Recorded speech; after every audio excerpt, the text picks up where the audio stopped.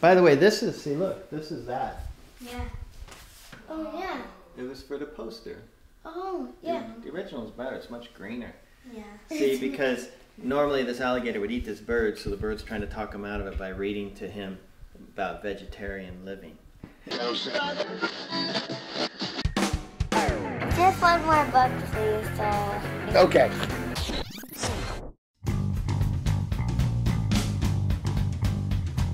I see the face of the Grinch there facing this way and the lip out. Oh, you're reading more into it. No, I really do. Look, you're a mean one, Mr. Grinch. Well, I did do designs for the Grinch movie back in the day. You did? Yeah, but that was before they even had a script or anything. I would meet with the director, Ron Howard, and he had me do drawings and stuff. November 14th, 2008. I can't believe we have to leave. I know there's more to experience, more art to see, and fun to be had.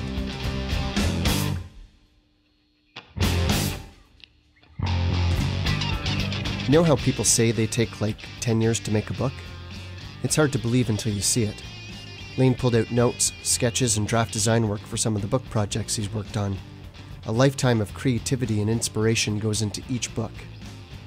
Lane and Molly were amazing hosts. I know there'll be tears in the car when we leave for the Seuss Memorial Gardens en route to Northampton. I'm Mark Blevis. On this edition of Just One More Book, Leaving Lane Smith.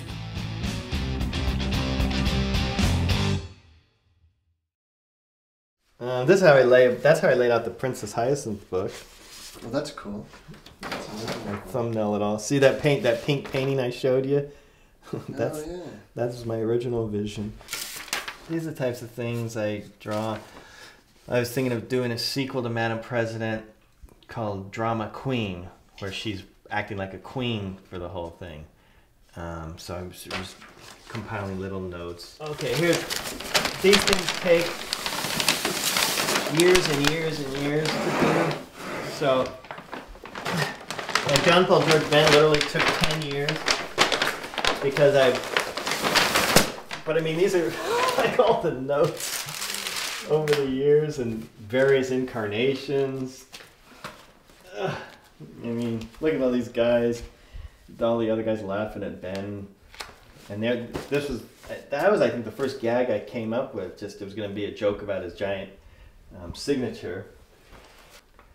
And he just obsess over words. Tom wanted to say that was lamentable, unnecessary, inappropriate, inexcusable. Oh, what's the perfect word? So this was originally the gag was going to be about his wooden teeth, but I thought that was not very funny, kind of cruel. How George got those teeth, and then I was going to do a Paul Revere thing like that. I started doing this right after Stinky Cheese. So you can see some kind of Stinky Cheese type designs.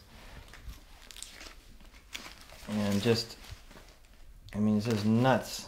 All these notes. Paul Revere, good day, Mrs. Adams. It's like, wait, that's a good idea. The British are coming. Oh, I was going to do the Salem witch trials. Thought that might not go over so well. This was a story about, I can't believe we're wearing the same costume to the Halloween party. Oh, hey, there's an angry mob coming. They must be dressed as an angry mob. And then I thought, you'd have your kids saying, oh yeah, and I was going to do George Washington Carver. Because he did experiments with peanut butter. And I was going to do all these great historical figures. Abe Lincoln. How much time did you spend coming up with all these different figures that you might include in the book? Long time. A long time. I mean, look at it. It's obsessive. Was there a moment, though, where the whole switch flipped and you said, oh, John, Paul, George, and Ben. It's so obvious. There's that play on the Beatles and everything. That was it. I was going to do Columbus up through the, NASA, the man on the moon. And then it sounds like something I made up, but I had the stories on my desk. And they were sort of like John, George, Paul. And I was rearranging them. John, Paul, George. And I, was researching Ringo. Was there any great American named Ringo? There wasn't. So I figured, I'll go with John, Paul, George, and Ben. But yeah, and then I decided, and we had just moved up here, and all the architecture is 18th century colonial, and that's really my favorite period anyway. So 10 years of work, I just chucked out the window in just one day and concentrated just on that period. So it's, you can't be too close with your children. You have to be able to just cut them off. Do you find it hard to get stuff out? Yes, I do. And then you forever get the questions from people, well, what about all those other stories you did? John, Paul, George, Tom, and Ben. Yeah, it just didn't have that ring. So, I mean, maybe one day I'll do another book and it'll have Columbus and... Find the members of Queen or something like that. Yeah, exactly. The monkeys. It'll be Mickey, Davy. Yeah, so those are like some early drawings. Here, put these. There they are. John, Paul, George, and Ben.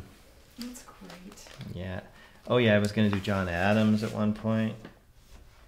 What was his claim to fame that you were going to include? I couldn't really find anything.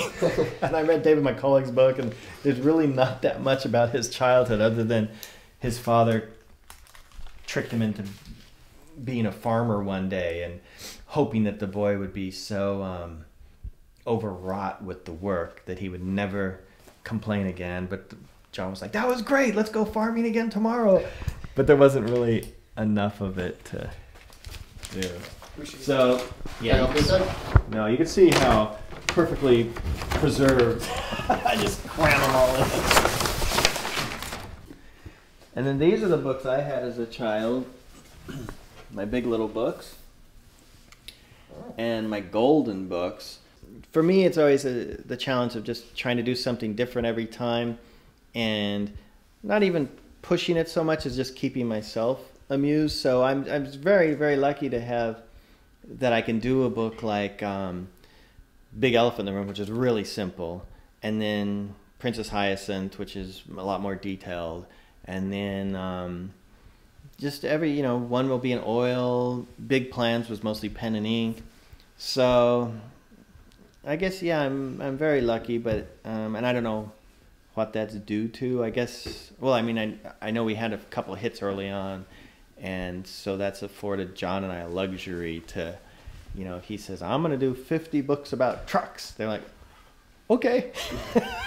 And I'll say, I'm going to do a book with George Saunders from the New Yorker and the Very Persistent Gappers of Fripp. Well, is it a kid's book? I don't know. Is it an adult book? I don't know. But we got to do it, So I think you nailed it.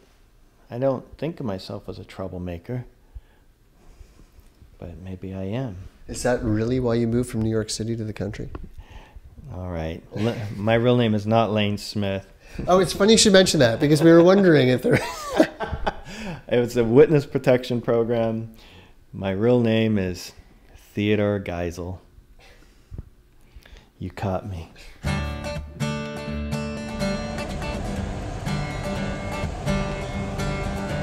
Bye-bye, Lane.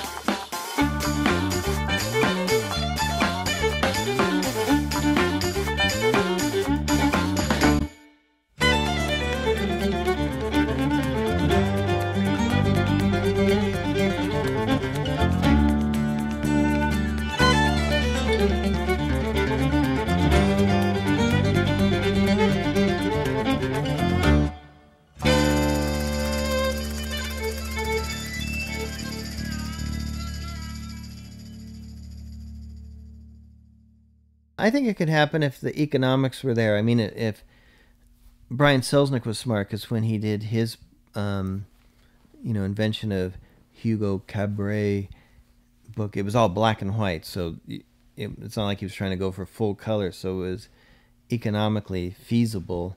And same with the Diary of a Wimpy Kid books. I think those are about a couple hundred pages. So probably if I did a longer form like that, I'd probably have to do it in black and white, which I'd be open to. So yeah, it's all. When I first started, I think I was more of an artiste, where I would just say, "You guys figure it out." But now I'm, you want to work with the publisher. You don't want to do a book that would cost so much to produce they couldn't sell them.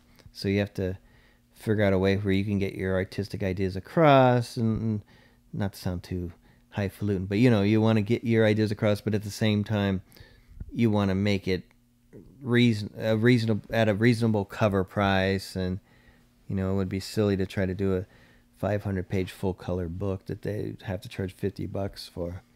I'd pay it. Well, yes, but you're a sucker.